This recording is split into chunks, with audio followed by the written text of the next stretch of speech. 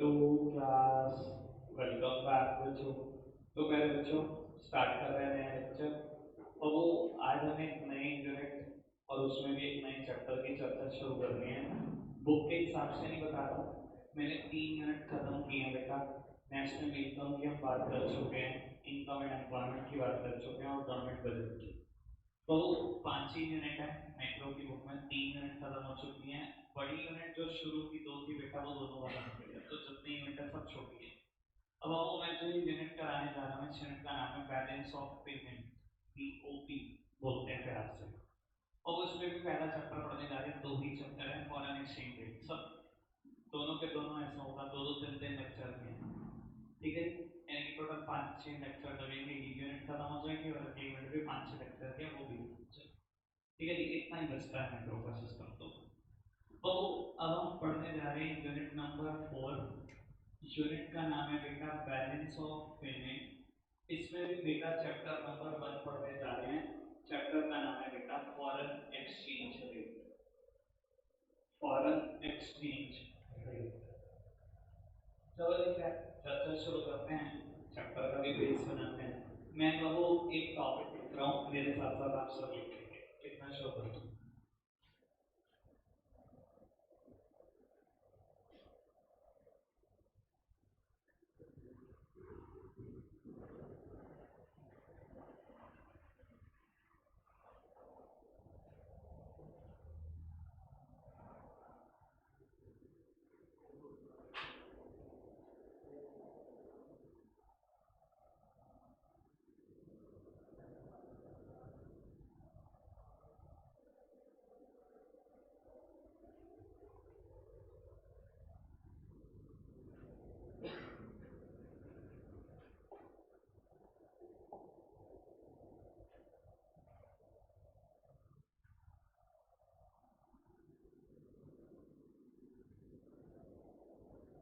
लोग लिखना फटाफट से।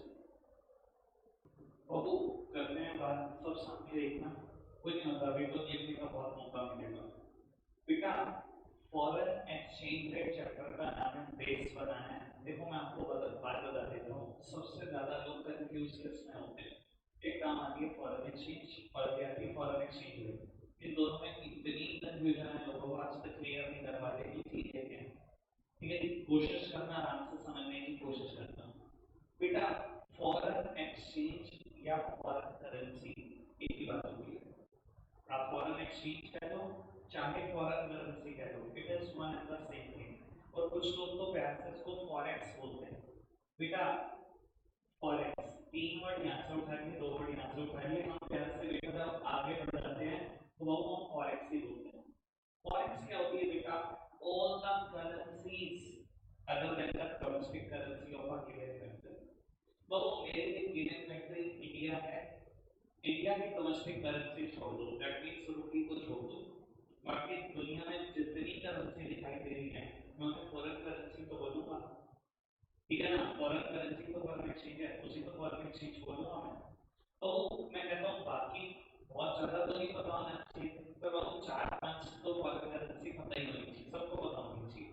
सर मुझे लगता है 2-4 तो पता ही होंगे। ये तो आप सबका फेवरेट है बेटा, बहु ये तो डॉलर है। बहु आगे बताओ, यू नो मैं लिखा भी था ऊपर किसी ने बार भी यूरो, ये क्या है? It is GBP, great Britain pound. नहीं देखा कभी ऐसा? It is great Britain pound, कुछ लोग इसे कैपिटल स्टर्लिंग में बोलते हैं, जीबीपी है, ठीक है जी। एक और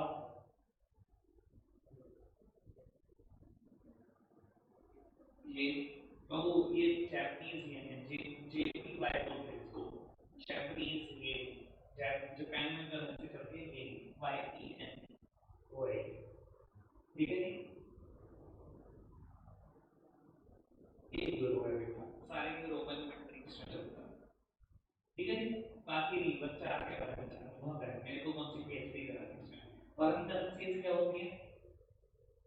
फॉरेन करेंसी या फॉरेन एक्सचेंज क्या होती है? All the currencies other than the domestic currency of a given country.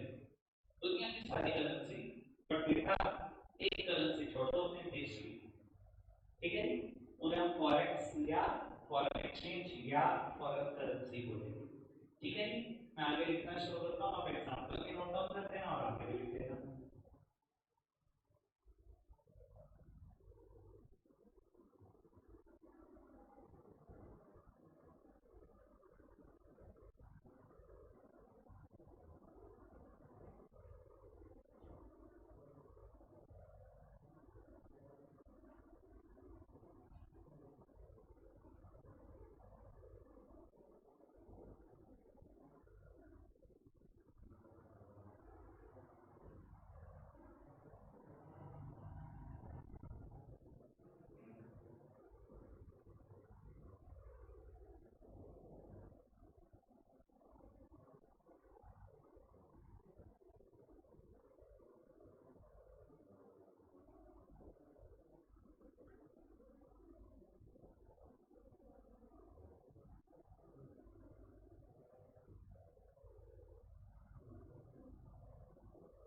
लो जी, फटाफट से लिखना।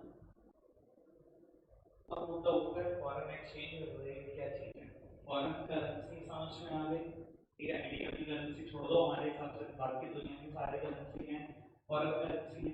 अब मुद्दा उठता है फॉरेन एक्सचेंज रेट क्या है। आपने डेफिनेशन लिखी है बेटा, it is the rate at which one currency is exchange for another. तो फॉरेन एक्सचेंज रेट क्या है, मैं अगर अपनी भाषा में सिंप्लीफाई करूँ ना, तो मैं इसको ऐसे बोलता हूँ, जब भी मैं बेटा एक करेंसी को दूसरी करेंसी की सेंस में रिप्रेजेंट कर दूं, तो इसको मैं फॉरेन एक्सचेंज रेट बोलता हूँ। When one currency is expressed in terms of other currency, it is known as foreign exchange rate. और तो मैंने डेफिनेशन में लिखी, ठीक है, ये मेरा अपने समझने का तरीका है। जब भी एक करेंसी को दूसरी करेंसी के सेंस में आप एक्सप्रेस करो ना, तो समझ जाना बात चल रही है फॉरेन एक्सचेंज रेट की। इससे पता लगता है कि डॉलर 80 रुपए में खरीदा और बेचा जा सकता है। इससे पता लगता है एक ग्रेट ब्रिटेन पाउंड $2 में खरीदा और बेचा जा सकता है। When one currency is expressed in terms of other currency, it is known as foreign exchange rate. दिखाई दे रहा है भारी भरकम अंतर है, भारी भरकम, छोटा मोटा भी। फॉरेन एक्सचेंज क्या चीज है, फॉरेन एक्सचेंज रेट क्या चीज है, जमीन और आसमान का अंतर है, तो कंफ्यूज हो जाते हैं, तो दिक्कत तो है। आगे बढ़े, समझ में आ गई बेस बॉक्स दो बना रहा हूँ, ठीक है जी। आगे हमारी यात्रा करा दूंगा, ठीक है जी, बेस बन जाने दो, बढ़ जाए आगे, कोई दिक्कत परेशानी तो नहीं। चलो जी, अब एक और टॉपिक लिख रहे हैं आप मेरे साथ साथ, छोटे छोटे टॉपिक है यहाँ पर, करेंसी डेप्रिसिएशन। करेंसी डेप्रिसिएशन,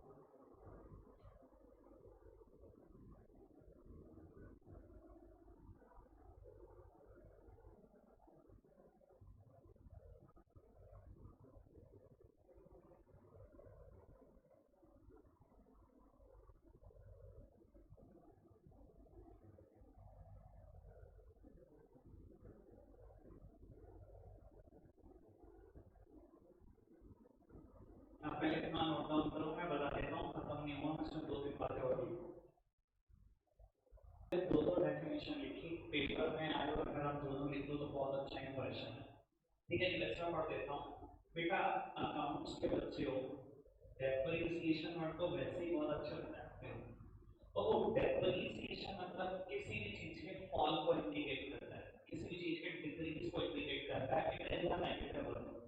पता है कि सबको पता, मुझे क्या बताना है आपको, ठीक है ना। अकाउंट्स वाले बच्चे तो बहुत अच्छे से जानते हैं सर, कहता है currency depreciation can decrease in the value of domestic currency in terms of foreign currency. और जब मेरी डोमेस्टिक करेंसी मतलब इंडियन रूपी की वैल्यू गिर जाए फॉरेन करेंसी के सामने, तो बेटा समझ लेना करेंसी डेप्रिसिएशन शुरू हो गया। मतलब हाउसिंग में बताता हूँ बेटा, मतलब क्या। बहुत $1 पहले ना 80 रुपए का था। मुझे बताओ डेप्रिसिएशन क्या होगा जब $1 82 का हो गया या 70 का? 83 या 78 का कैसे करे? 82। हाँ 78 नहीं। अब मैं बताता हूँ ह्यूमन नॉर्मल ह्यूमन टेंडेंसी आप क्या सोच रहे थे? अच्छा $1.80 का $1 है, ठीक है ना। बाबू आप चाह रहे थे कि यहाँ मैं कम कर दूँ 78 कर दूँ तभी डेप्रिसिएशन मानोगे, ठीक है ना, क्योंकि फिर जैसे के टाइम पर ये दिमाग में है ना 8 लाख जब 780 हो जाता है तो डेप्रिसिएशन होता है। आप इधर ये चीज पर फोकस नहीं करना चाह रहे, आपने सोचे कि तो कांस्टेंट मान लो 80 का 70 होगा तो डेप्रिसिएशन है, ठीक है ना। ये मत करो, अब सोचने की कोशिश करो। पहले 80 रुपए खर्चता था तो $1 मिल जाता था। अगर आप 78 खर्चों में $1 मिल जाएगा तो मेरी करेंसी तो बढ़ रही है, मेरी करेंसी की वैल्यू बढ़ी नहीं। 80 से $1 जाता था, अगर मैं 78 लेके $1 लाने लगूं तो मेरी करेंसी गिरी किसी हिसाब से, कौन कहेगा गिरी? ये तो पॉकेट में फायदा नहीं पहुंच रहा, वो तो करेंसी एप्रिसिएशन है। नुकसान कब होगा मुझे? पहले 80 दे के आता था $2 मिलता था, अब 82 खर्चने में $2 मिलता है, ये है एप्रिसिएशन। देखो ये बात पूरी होती है सेकंड बार से। It means domestic currency less valuable. Currency depreciation का क्या मतलब है? डोमेस्टिक करेंसी लेस वैल्यूएबल रह गई है and hence more of it is required to buy forex.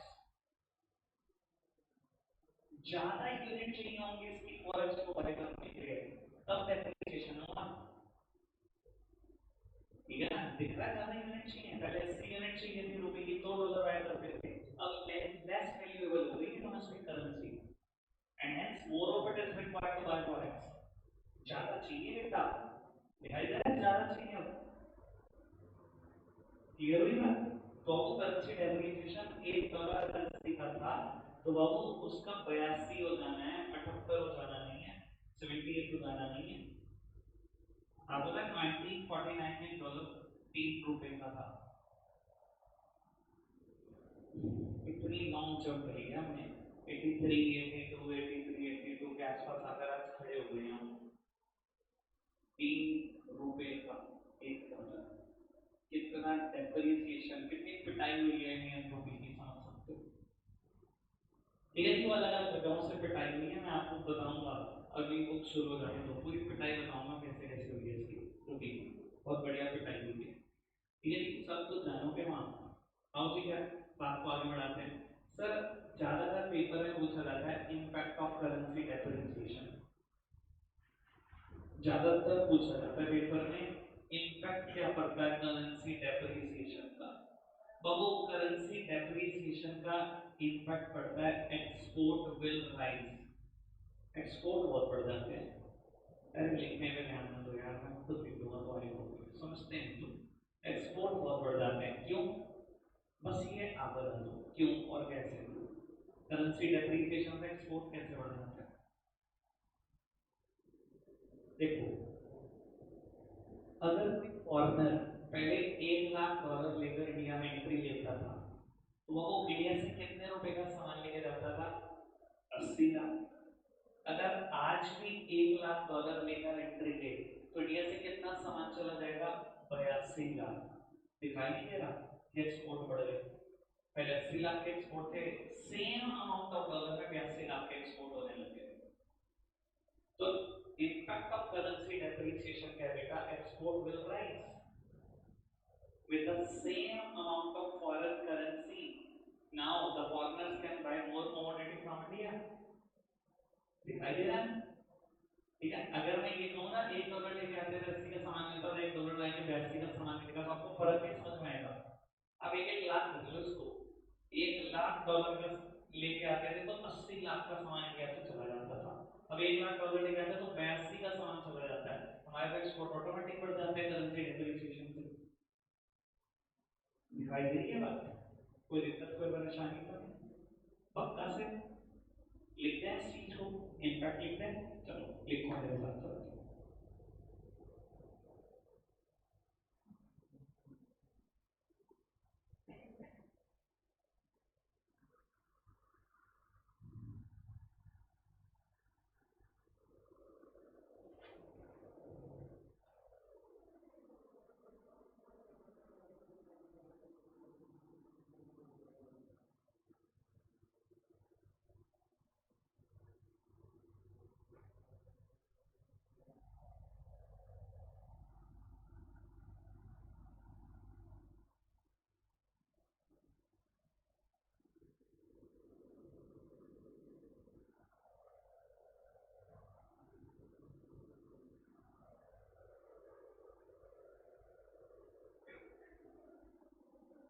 फटाफट से नोट डाउन करो, बिल्कुल नोट कर लिया ना सब कुछ, क्योंकि आगे मेहनत पड़ेगी आपकी भी। चलो और next topic is currency appreciation. Next topic is currency appreciation. एक मिनट रुक जाओ, ऐसा ना हो बेटा जल्दी करने के चक्कर में कुछ ना कुछ जल्दी खा बैठो, फिर कटिंग करने दोबारा ठीक कर। तो वो अगला टॉपिक है करेंसी एप्रिसिएशन। बस कुछ वर्ड बदलते हैं इसमें, बाकी कुछ नहीं होता। It means increase in the value of domestic currency in terms of foreign currency. It means domestic currency is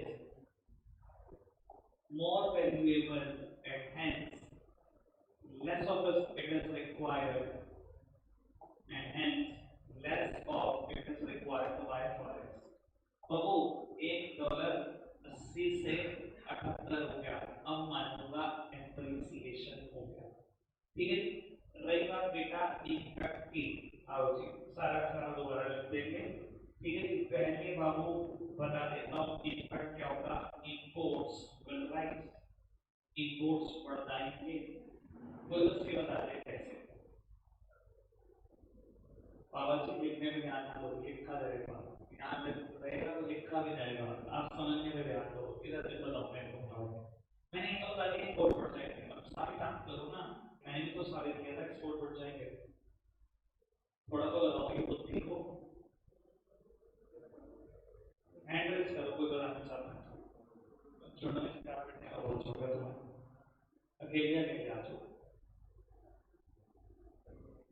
ये देखो सर, पहले अगर 80 लाख रुपए लेकर जाते, कितने का सामान लेकर आते? 80 लाख रुपए लेकर जाते तो कितने का सामान आते? $1 लाख। सर अगर आज लेकर जाओगे 80 लाख रुपए, तो ये दिखाई दे रहा है कि बेटा $1 लाख का सामान तो 78 लाख में आ जाएगा। 80 लाख में क्या होगा? कुछ ज्यादा आएगा ना, कुछ ज्यादा आएगा ना। तो अगर मैं 80 रुपए लेके जाता तो पहले कितने का सामान लेकर आता? $1 का। अगर अब मैं 80 लेकर जाऊं, $1 से कुछ ज्यादा का सामान लाऊं, मैं नहीं मान रहा ऐसे बताऊं।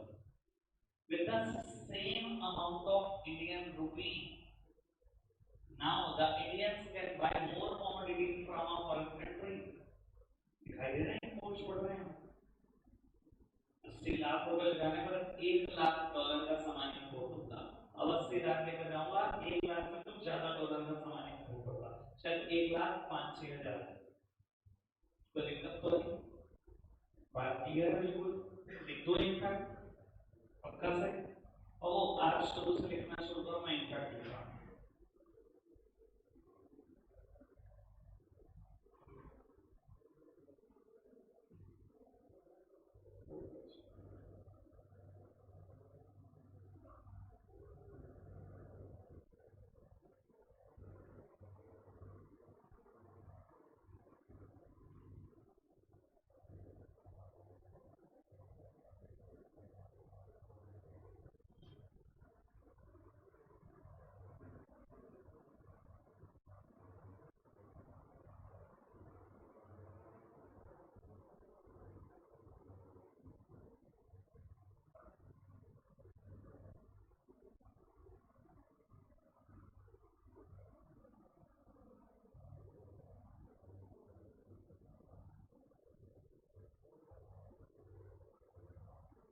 लो जी प्रोफेसर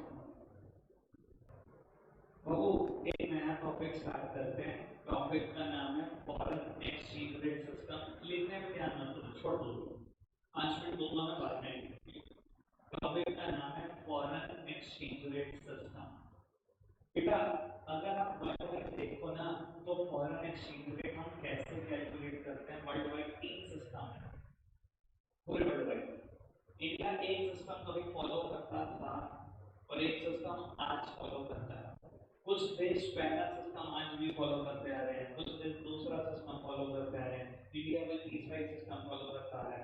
वर्ल्ड वाइड तीन सिस्टम है कि फॉरेन एक्सचेंज की वैल्यू कैसे डिटरमाइन हो, तो उसका ये सिस्टम एक डॉलर कितने रुपए का रहेगा तो इसको कैलकुलेट करते हैं सिस्टम है foreign exchange rate system. World wide तीन तरीके हैं प्राइस कैलकुलेट करने के, ठीक है।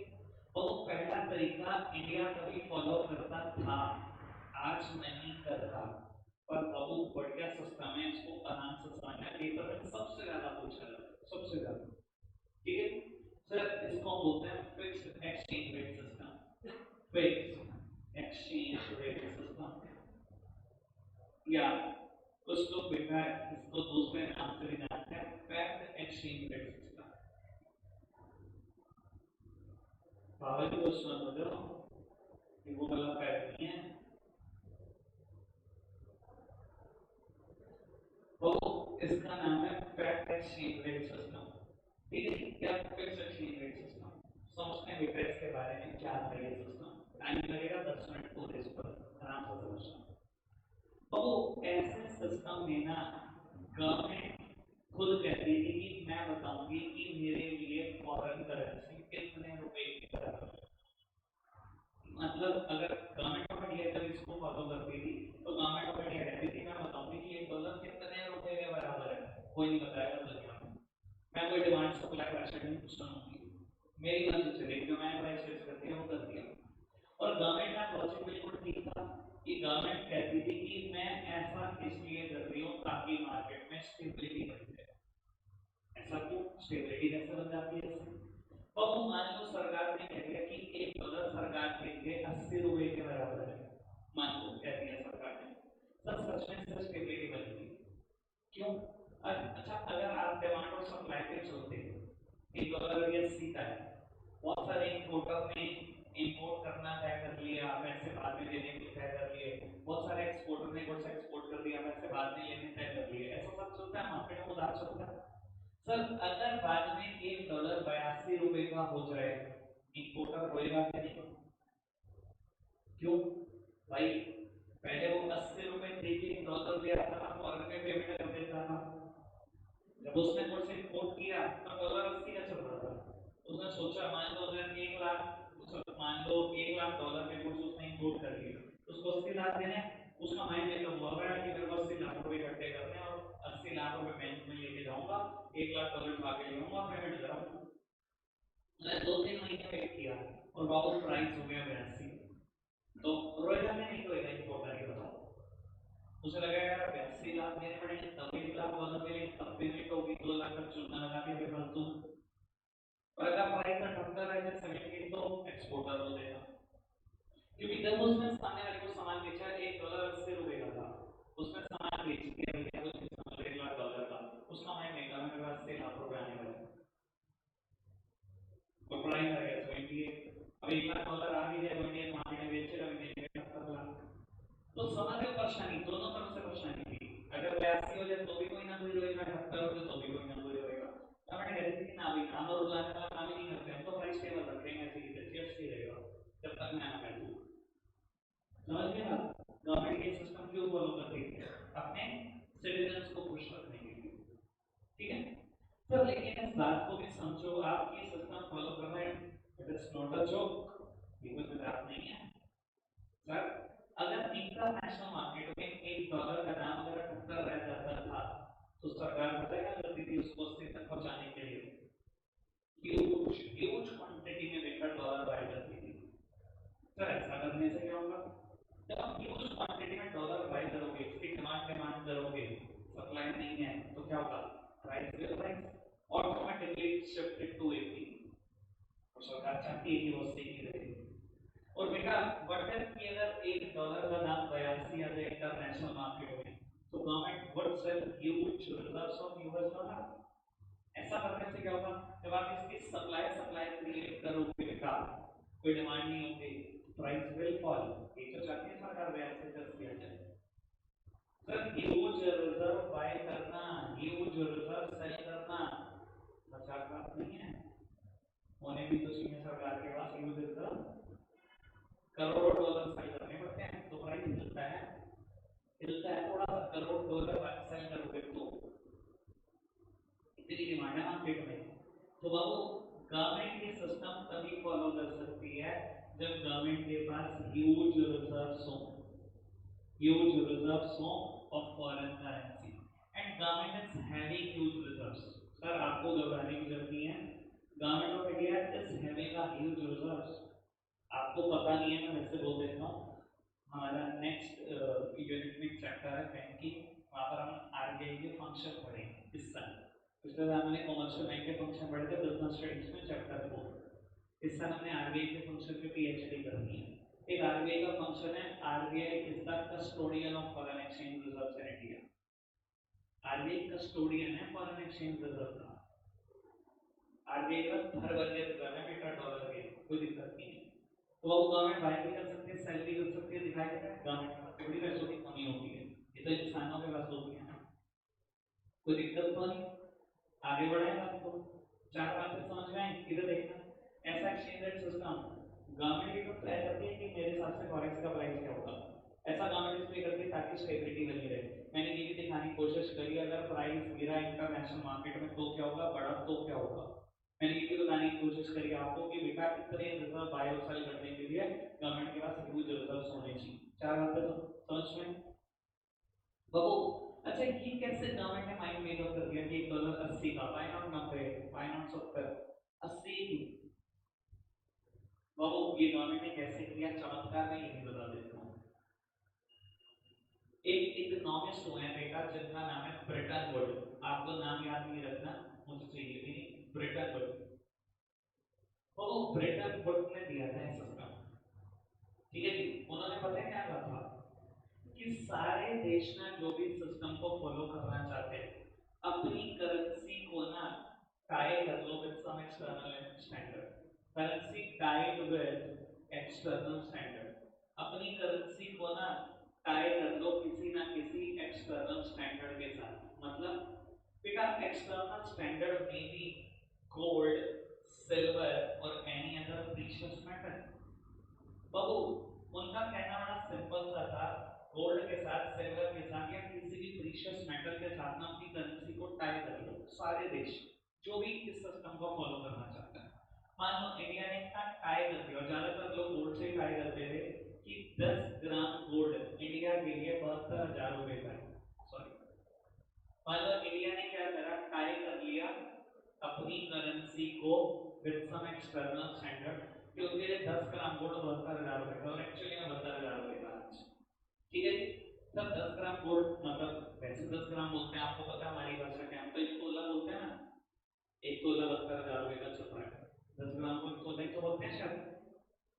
यार इतना तो घर की लैंग्वेज जानते ही होंगे ना अपने सारे घर की, ठीक है ना, सोने को तो तोले नहीं बोलते, ठीक है जी। तो सर हमने ट्राई कर लिया, सर जिस जिस देश ने फॉलो करा सबने ट्राई कर लिया, मान लो यूएस ने भी यही फॉलो करा तो उन्होंने भी ट्राई कर लिया,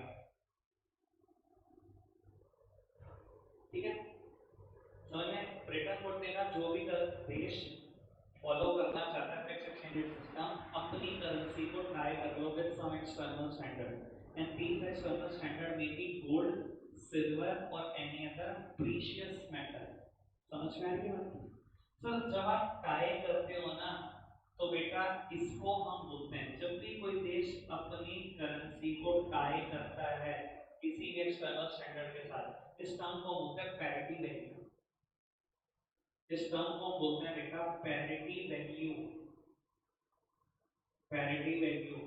और बेटा पैरिटी वैल्यू से कैलकुलेट होती है पैरिटी, पैरिटी वैल्यू से कैलकुलेट होती है पैरिटी। पैरिटी क्या होता है, तो जब एक करेंसी का प्राइस दूसरे करेंसी के सेंस में दिखने लग जाए। अच्छा क्या बताओ, अगर ये भी 10 ग्राम गोल्ड है और ये भी 10 ग्राम गोल्ड है, तो इसका सीधा सीधा सा मतलब ये नहीं हुआ बाद $900 के बराबर है और समझ आ रहा हो तो इसका सीधा सीधा सा मतलब ये नहीं हो कि $1 के बराबर है, ऐसे निकलता है ये प्राइस। ठीक है, यानी कि बेटा जब भी आप एक्सटर्नल स्टैंडर्ड के साथ टाई अप करोगे इसे हम बोलेंगे पैरिटी वैल्यू, और पैरिटी वैल्यू से ही कैलकुलेट होता है एक करेंसी का प्राइस दूसरी करेंसी के साथ में, इसे बोलते हैं पैरिटी। क्लियर हुई बात? ये सिस्टम टोटल 7 पॉइंट से मिलकर बना है, मैंने सातों के सातों पॉइंट क्लियर कर दिए, 1 2 3 4 5 6 7 7 लिखा हो, कोई पीछे नंबर काटना हो तो बता देना। ठीक है, बताओ क्या रिपीट करो। गवर्नमेंट प्राइस फिक्स कर दिया फॉर द स्टेबिलिटी, अगर प्राइस गिरा तो रिजर्व फॉरेन मार्केट से उठाने शुरू कर दो, प्राइस बढ़ा तो सेल करने शुरू कर दो, स्टेबिलिटी ले आओ लेके। ठीक है, यूजर होने भी चाहिए बायो सेल करने के लिए, गवर्नमेंट इज सेलिंग, मैंने बता दिया आरबीआई का कस्टोडियन ऑफ फॉरेन एक्सचेंजेस पढ़ा दूंगा वहां पर। ठीक है, अब आओ फिर मैंने बात करी कि ब्रिटेन वुड ने क्या बोला, जो भी देश सिस्टम को फॉलो करेगा सबसे पहले अपनी करेंसी को टाई करेगा with some external standard, and these external standard will be gold silver और एनी अदर प्रीशियस मेटल। तो जनरली लोग हम जनरली देश क्या करते हैं, गोल्ड से टाई करते हैं, जब गोल्ड से टाई करते हैं उससे होता है पैरिटी वैल्यू, और पैरिटी वैल्यू से ही कैलकुलेट हो जाता है एक करेंसी का प्राइस दूसरी करेंसी के सेंस में, जिसे बोलते हैं पैरिटी। ठीक है, रखते हैं आज के लिए इतना ही है बच्चों, बाय।